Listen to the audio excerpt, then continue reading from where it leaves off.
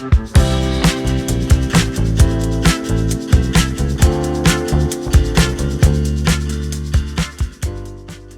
Scott. Thank you for taking the time to meet with us today, and hope you don't mind if we ask you a few questions. So could you please describe FirstMile and its products, services, and company history?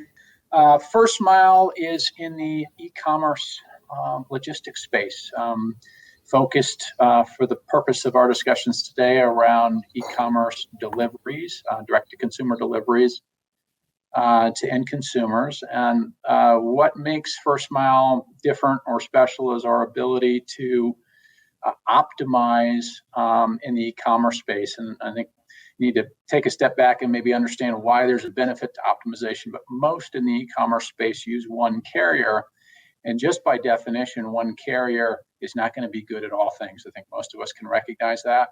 And so what we see most customers doing is they make a selection, which is going to be the best for them. So they may be 60% or 70% optimized, and they're willing to make a trade-off on that other 20 or 30% of their business where maybe they're paying more, or they're getting worse service. And so what FirstMile has done is it allows for shippers in this space to optimize across multiple carriers so that they don't have to make that choice. And we do some unique things there in the space that allows us to accommodate that and accomplish it.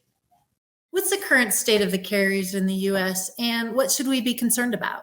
Yeah, great question. I mean, today, I think most of us that are in the e-commerce space recognize that we're in a boom time, right? Driven largely by COVID restrictions, more people ordering items at home.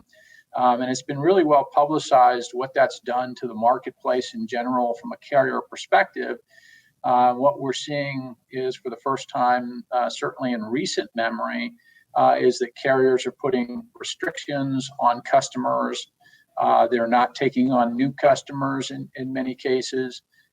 We have out of period surcharges. We're dealing with holiday surcharges, even though we aren't in the holidays, unless you consider 4th of July a holiday. It's not traditionally a holiday in the e-commerce world, right? And all of those things are putting a tremendous amount of pressure on shippers because the lifeblood of their business is getting those goods, once they're ordered to the consumer's door. So when we see that there's less choice or restrictions being put on shippers today, the natural reaction for many is, I better look for other options. And I think that's where we are in the space now, is that we're capacity constrained, and that's creating real challenges for shippers of all size. So what would be some of the key benefits a company could expect if they move their direct-to-consumer shipping to FirstMile? Well, I think the first and foremost is this idea of being fully optimized across the multi-carrier network. If you understand how most shippers work and you accept this idea that no one carrier is going to be the best at all things, then you're going to understand the follow-on, which is, okay, to what degree is the shipper sub-optimized? In other words, if they pick the Postal Service as an example, the Postal Service does a wonderful job on shipments under 1 pound, but what happens to shipments over 1 pound? And what happens on shipments of 2, 3, 4 pounds? How much more are they needing to spend on those shipments than what they would spend otherwise? And so this idea of being able to shop across multiple providers, multiple transportation providers, mail and small parcel in that e-commerce space, and then be able to get the right label each and every day for every order, that is kind of like magic, right? Most people don't even know it's possible.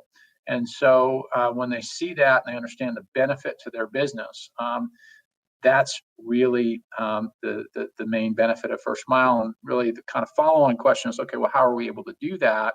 And the answer is that with one point of integration, IT integration, and with one pickup, we can come pick up product that's really going to be destined for multiple carrier induction hubs, but you don't have to worry about having 4 or 5 doors for 4 or 5 carriers and all the paperwork that goes along with that and all the IT integration. We do all that heavy lifting for you. So you get all of the benefits, but without all of the heavy lifting, if you will. And so that's the real key takeaway for our customers. To elaborate on that, why is FirstMile uniquely positioned in the marketplace? Well, we have had a big head start is the answer to that question. We started in 2012 when optimization in mail and small parcel was really not even a thought on anyone's mind. We saw that as an opportunity and started applying this logic of optimizing in the mail space, and then most recently in the small parcel space. And when we ran our analysis, we found that there were tremendous savings opportunities for customers when they would optimize in the space. And we started selling that. And the business has grown massively as a result of that, based on the uptake of customers when they see what happens when they're fully optimized. And so why are we uniquely positioned? Well, there are a lot of people, given the circumstances we've just discussed, now seeing what we saw in 2011 and 2012. But it takes a long time to build a carrier network like this, not just the software side, but also the ability with the resources, trucks, drivers, people, sort operations. It's a big undertaking, and so we've got a big advantage because we started such a long time ago. And the other piece of it is that we've now built density that allows us to do some pretty special things in the marketplace that just are not commonly available. We're talking about zone skipping, and direct DDU induction, some other things that I don't want to get too far in the weeds, but they allow us to provide a better combination of price and service to our customers than they would otherwise be able to do on their own or find from others in the marketplace. So, in this changing landscape regarding shipping, what do you think are some of the concerns brands may need to focus on more now than they have had to previously? Well, I think there's a big question as to how do you handle the constraints that are in the market today, right? And post-COVID, what does this world really look like? Most in the market are predicting that customers have gotten used to the convenience of e-commerce, are going to continue to order e-commerce. And even with bricks and mortar opening around the country, we've seen order volumes remain at their historic highs. So it tells us a little bit of that story, which is that post-COVID, there's been a transition into e-commerce for a larger volume of customers than what we'd seen previously, and those look like they're going to be persistent. And so for shippers in this space or e-commerce retailers in this space, I think they need to look at how do they take care of that larger volume of orders today than they had in the past, and how do they protect that consumer experience? And quite frankly, how do I optimize across the supply chain to do that? I think most of us recognize that if we get a little closer to the end customer, as an example, that we can provide faster transits at lower pricing. In the transportation space, the further you are and the faster you need to get there, the more expensive it's going to be. But by getting closer to the end consumer, you shorten that window. Now we're close to the consumer, and the closer we are to the consumer, the easier it is to get them more rapidly. And so I think those are things for folks to start to think about in the post-COVID world. It's really optimizing their inventory and finding ways that they can drive transportation costs down, but transits up, right? Improve transit time at a lower cost. And generally that answer is, if I can get closer to my end consumer, I'm able to get faster transits using ground services, but at lower prices, right? So I think those are things for folks in the space to start thinking about.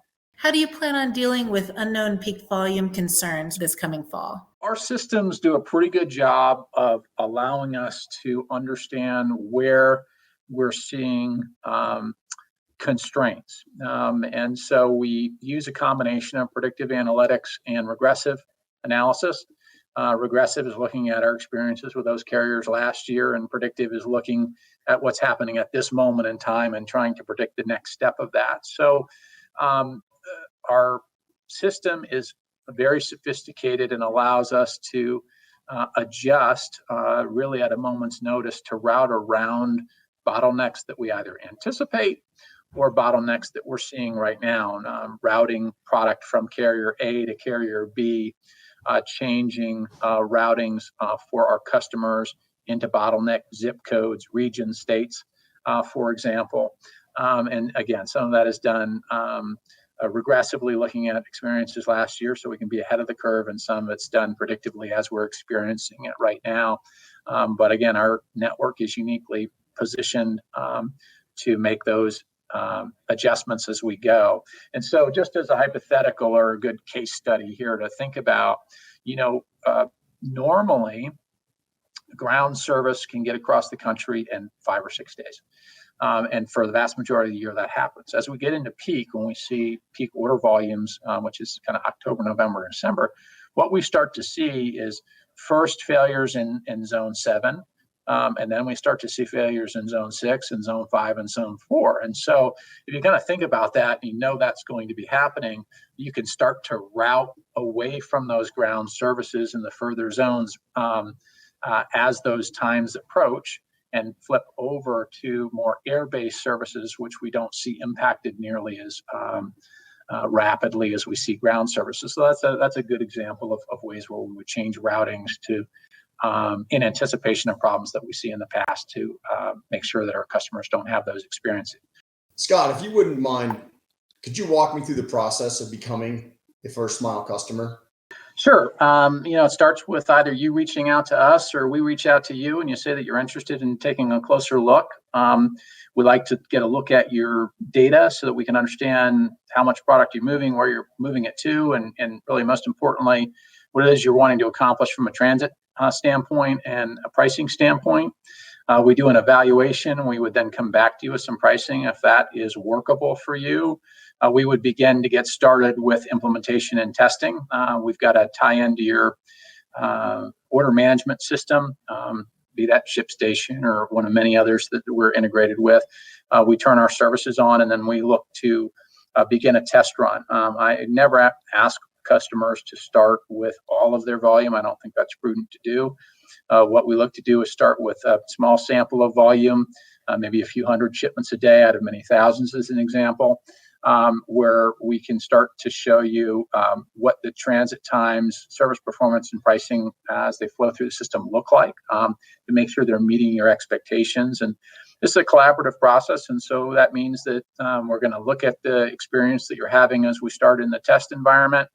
And then we can make some tweaks to setups. And by setups, I mean the carrier mix that we're putting in the back as an example of the target. We're 5 days in transit, and we were seeing 5.2, and you said, I really want to see 4.8 as an example. We'd say, okay, what tweaks do we need to make to get that overall transit experience that you're seeing down under 5 as an example, instead of just over 5. So there's a fair bit of a back and forth there to make sure we're meeting your requirements. And then if that works, we would ask you to expand into kind of more robust testing. If it was 200 shipments a day, maybe we'll move to 400 or 500 shipments a day. And if that all continues to go well, then we would turn that on to look at all the volume, maybe 1,000 shipments a day. And so it's just that straightforward. It takes the entire process. They take a week or two on the front end to set up and get pricing back, and then a few weeks on the back end relative to testing. And so I would like to think about maybe a 30-day process between when we start to engage and when we can start to look at test shipments moving through the system as a realistic expectation. Do I need to be in a specific area in order to be a FirstMile customer? No, we service customers all over the U.S., and so the specific area would be the United States. We don't service Alaska and Hawaii, so the contiguous United States. For practical purposes, we have pretty robust set of solutions in most of the major metro markets. I like to think of it as the NFL markets. All the places there are NFL teams is a good way to think of where they're going to be pretty robust solutions. And we do have solutions that are outside of those. They just tend to be less robust, and they are a little more clunky because getting a product from Whitefish, Montana into a hub location, for example, is much more difficult than it would be from, say, Chicago or New York or Los Angeles, if that makes sense. If I decide to move forward with FirstMile, how can I test your services before I decide to move all of my business to you? Yeah, so I think it's a good question. I think there's two things to do. I think the first thing to do is to look at service experiences for other customers like yourself. And so to the degree you can get, references and talk to those folks to see what their experience is like and what they're accomplishing. I think that's good regardless with any carrier. And then the second piece would be, which I touched on a minute ago, it's never a good idea to give all of your business to any one carrier to start with. It's always a good idea, in my opinion, to start kind of small with a few hundred shipments a day to see what that service experience is actually like. And to the degree you like that service experience, you want to continue forward. To the degree you don't, you want to say, okay, are there tweaks or changes that we would want to make, or do we want to look for another option? But I think that's the best way to kind of limit your risk or mitigate your risk or understand what your risks really are. I think that anytime we talk about, kind of finding savings relative to price and maintaining service performance, there's always a trade-off. It's this in transportation, there's a trade between service and price. And so you want to just understand where you're going to end up on that spectrum, and to the degree that works for you and your business. In other words, you're getting enough savings to have it make sense relative to the transit experience, then you continue forward. And to the degree you aren't, then we can look at other solutions if that makes sense.